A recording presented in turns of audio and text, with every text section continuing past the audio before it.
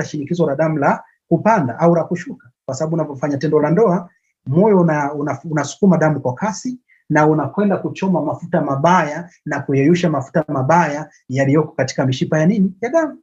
Kwa kufanya tendo la ndoa kunafanya calories nyingi sana ziweze kuchoma. Kwa hiyo kuna faida nyingi sana katika kuweza kufanya tendo la ndoa kiafya, hata katika maisha ya kawaida pia.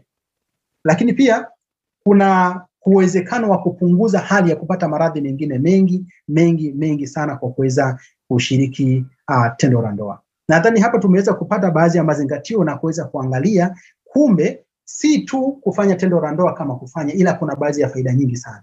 Lakini kwa wanandoa pia wanakuambia tendo la ndoa kuboresha mahusiano. Hebu angalia tu kwa wale ambao katika ndoa mnaweza mkao mmekosana na mke wako au na mwenza wako, lakini ule usiku mara mkajikuta mmeweza kushiriki tendo la ndoa, automatically mnaweza kujikuta mmesameheana. Mke alikuwa amenuna